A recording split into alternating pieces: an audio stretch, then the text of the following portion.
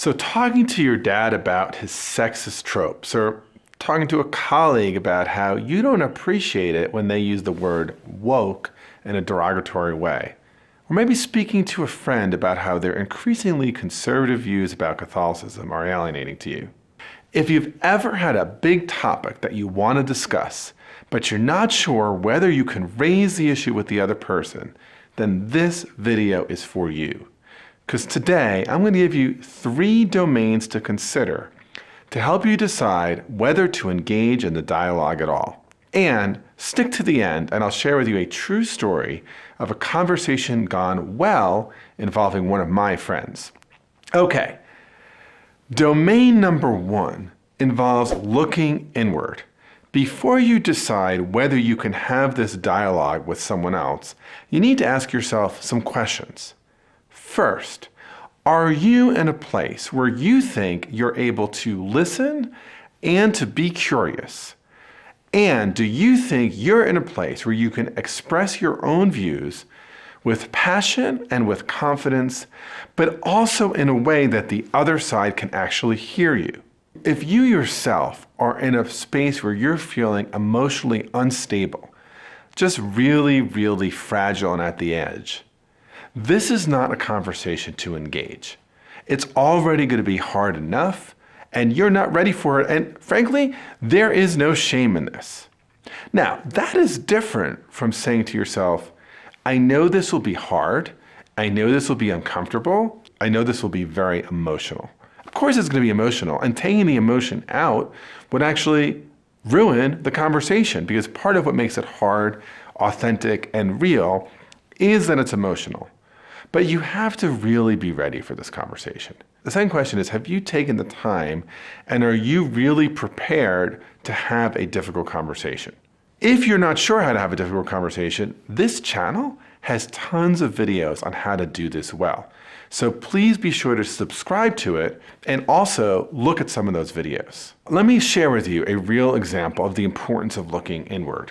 Some years ago, I was working with a client who was trying to organize dialogue between disparate camps on a very important issue internal to the organization. And part of the role that I had was to make sure we got the right people into the dialogue. And a challenge here was that there were at least some people who frankly were just not ready for dialogue.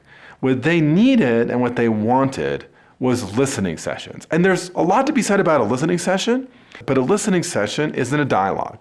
Because in a dialogue, each side does listening for sure, but also shares their own experience and their own perspective. And so that initial work of identifying, am I ready for this, is critically important. The second step, though, is to look outward. Is the person that you're thinking about having this dialogue with someone who you respect, someone who you value, and someone who you want and need in your life? Are they someone with whom you want a better or more authentic relationship? If the answer to that question is yes, then I think it's worth seriously thinking about how can I have a difficult conversation with them. On the other hand, right, if this is somebody that you just want to make a point with or prove wrong, or you're not interested in anything more than vindicating yourself, then maybe the answer really is no. Third important question to ask yourself is the context. So what is the purpose of this conversation? Do I have the right timing, and is the venue right? These are really important questions. So let's focus first on purpose. One purpose can be to share your own perspective and hear theirs.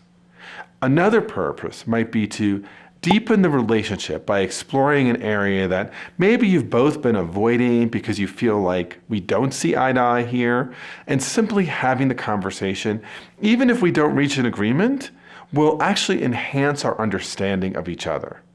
Sometimes the purpose might be to share the impact on you of something that they did or failed to do. Sometimes the purpose might be to problem solve or to find some new way forward. And I just want to say all of these aforementioned purposes are really, really good reasons to engage the difficult conversation. But there are some bad purposes. There are some reasons why you should not have the conversation. If your purpose is to berate the other side, if your purpose is to condemn the other side, if your purpose is to prove the other side wrong, if your purpose is to shame them or vindicate yourself, then probably you should avoid having this difficult conversation. I get why it could feel really good to berate or condemn or prove wrong, but chances are that's a difficult conversation that's just going to blow up. Also, when thinking about context, there's a few more things you want to consider. For example, is the timing right? Is the framing right? So a lot of times when I'm coaching people on difficult conversations, and this comes up really frequently, someone will say to me, oh yeah, this issue was on my mind like all week. And I just was like, I am not going to let the week go by without raising this issue. And so on Friday afternoon, like as their colleague is walking to the parking garage, they come up to them and say, oh, I wanted to talk to you about, and they drop a bombshell on them. And then my client or the person I'm working with is saying, it went badly. Well, no wonder it went badly. That is an incredibly bad time to do this. So what I need to do if I'm going to have the conversation is actually put the other person on notice, saying to them, there's a tough conversation related to fill in the blank issue that I'm hoping to have with you at a time that works for you and where we really have enough time to kind of listen and share our perspectives. Would that be okay with you? Now, chances are the other side is going to be like, oh my gosh, this is weird. It is weird. That's what makes it difficult. But at least you're not trapping them or doing it at a really bad time. And that difference can make a really big difference in results. Let me share with you a story about how powerful this can be. Some time ago, one of my friends reached out to me with a conundrum. He told me that he and his best friend from high school had been slowly drifting apart. And they were drifting apart because just as they had gotten older, their politics were getting farther and farther and farther apart from each other. And he felt like he was really losing this friendship because there were fewer and fewer things that they could talk about. And from the perspective of my friend, he was like, I don't even necessarily care whether we agree or not, but I do care about the way he talks about these issues because I feel like he talks about them in ways that feel pretty alienating and sometimes offensive to me. And so my friend and I spent some time really thinking about what the conversation would look like, really doing the work I suggested, getting him prepared inwardly to have this conversation, and then really thinking about whether this was the right conversation to have. Answer, yes, this is one of his best friends, but then setting up the timing and the context. And in the end, this was an incredibly powerful conversation with both of them. It re-solidified the friendship. It opened up new domains about talking about family and relationships and history and story that they hadn't had since their college days.